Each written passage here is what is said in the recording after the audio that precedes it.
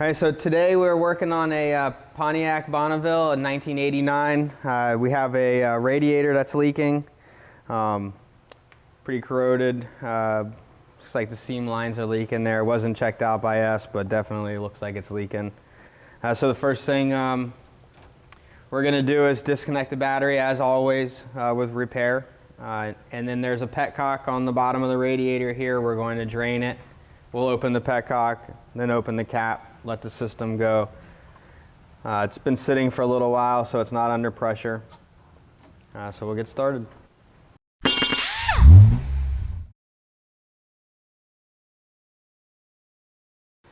right, so here we have the petcock. Normally we can turn this and drain it. Let's see it. This one's pretty tight. Looks like we'll just try to pull this out.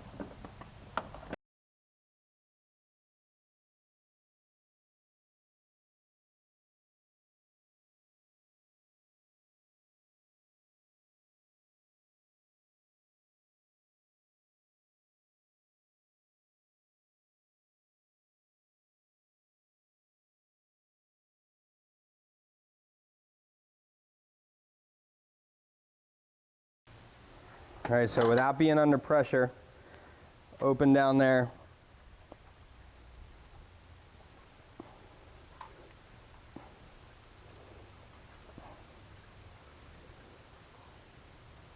Looks like this is pretty sludgy in there. Looks like the customer was adding a lot of stop leak. It's probably been leaking for a while. All right, so now we're going to remove the upper radiator support here. What holds the top of the radiator there. It also holds the fan, the top mounts for the fan. So we're going to go ahead and remove that.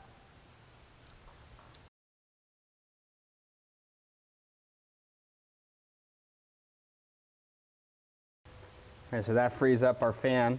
Now we have these 4 bolts in the front here.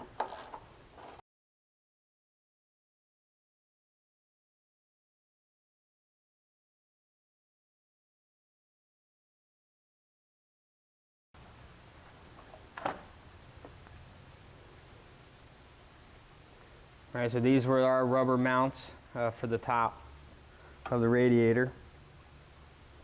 Make sure they're all good. That holds the radiator from shaking.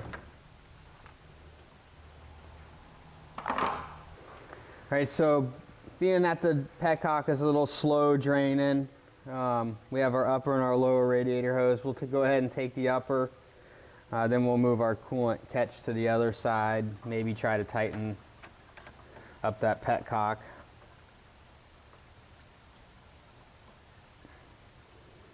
All right, so sometimes the clamp stayed how it backed out. It wasn't working right. I had to apply some pressure to it. It's a brand new clamp.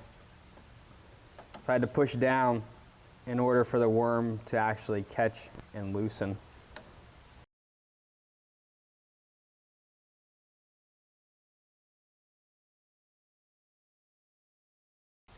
All right, we'll tighten the petcock up so we can move our drain pan to the other side. We'll just let the lower hose go. All right, so now we're on the passenger side of the radiator. We got a couple lines. The overflow line we'll have to remove. Transmission cooler lines in and out. And then we have the lower radiator hose on the bottom. So we'll just work our way down here with the lines.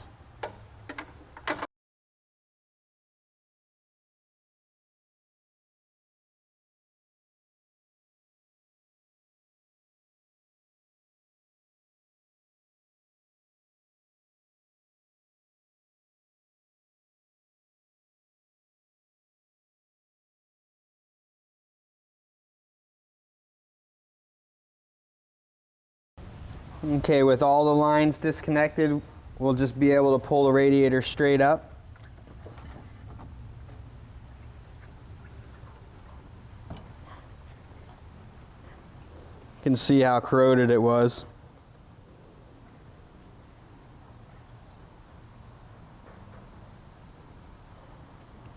All right, so here we have our radiator from APDTY. As always, we're going to lay the two next to each other, make sure that they are the same. Updated style petcock. Be a lot easier on that one.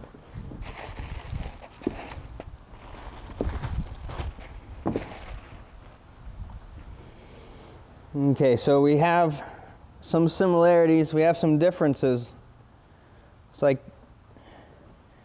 we have a different style plug,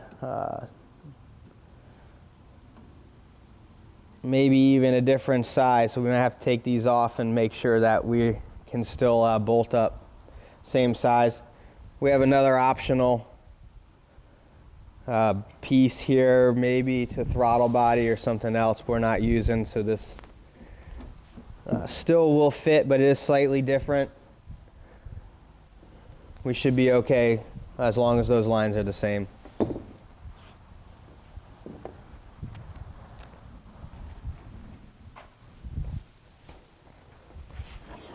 right, so because we have different size lines, we're going to remove this plug here. Now we just want to make sure everything is index marked. This is pressed to the tank there with an inner and an outer, so we want to make sure we don't twist. All right, so it comes out pretty easy. We just want to make sure we don't flex it on the tank because that could cause a leak later on. All right, so good way to check is if this thread and this thread are the same, is we can use the same piece. Everything seems good. All right, so now we'll check.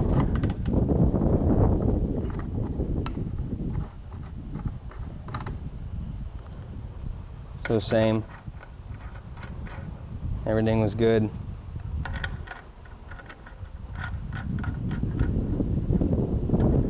So this does happen often on radiators, different coolers, different setups, different size lines.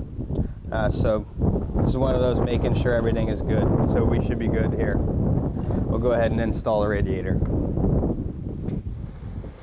All right, so we're going to install a radiator. We want to make sure, like the top, there is some little rubber isolators, insulator for the radiator there, for vibrations and whatnot. We want to make sure they are in, which they are, and they fit back in the intended spots. That way the radiator is sitting in the correct position.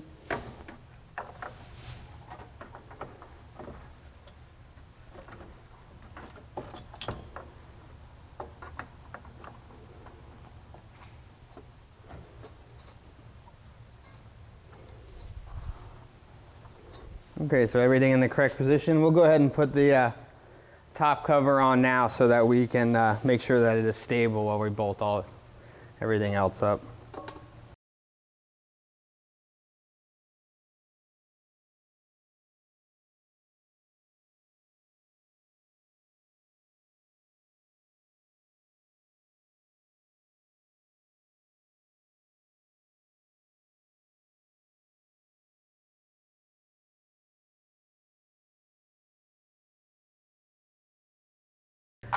All right, so we'll go ahead and finish this side. We only had one connection, the radiator hose. The petcock, comes closed. We did verify that before we put it in. So we're going to put this side on, and then we'll move to the other tranny lines and lower hose. All right, so now we're going to hook up our lines. I always push them in, hold the line in, so it centers. Get a couple threads. That way you know you're not going to cross thread it in. I usually go as far as I can go by hand.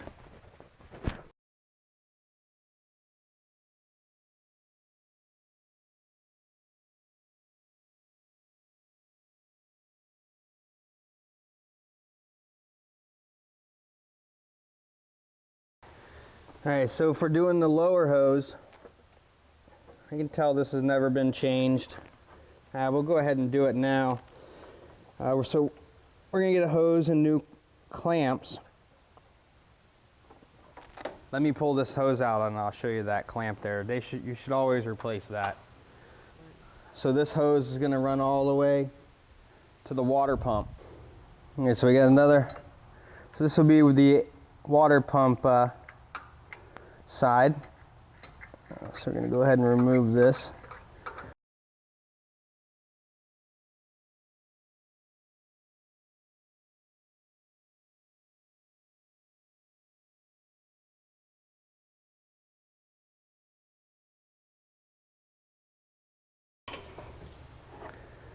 All right, so you can see these hoses. Now this style hose, it's got a little staple that holds it in, and it ripped. These are often where the leaks come from once this stuff's disturbed. This radiator hose has probably been on this car for a long time. So we're gonna go ahead and put a new hose with 2 new clamps. All right, so we got our new lower radiator hose. We'll make sure that it does fit. It is the same bends, everything looks good. All right, so we know how it went in.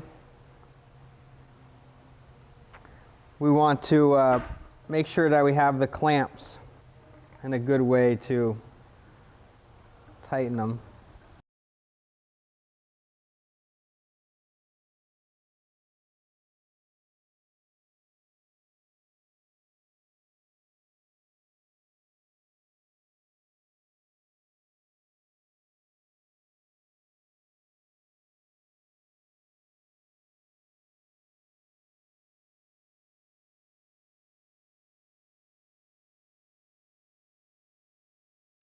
All right, so now we're ready to fill up the radiator. We have this Radiator Burper filler. Makes the job pretty easy. Comes with a couple adapters. You find which one's yours.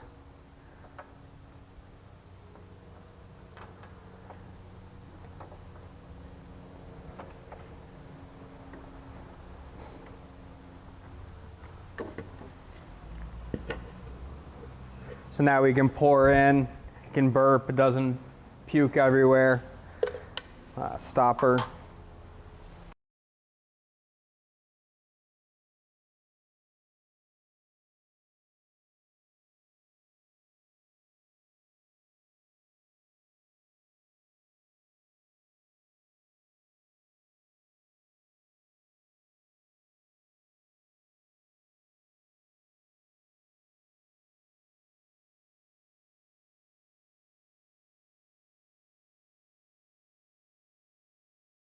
Okay, so the bubbling is starting to slow down. We'll go ahead and start the car up here.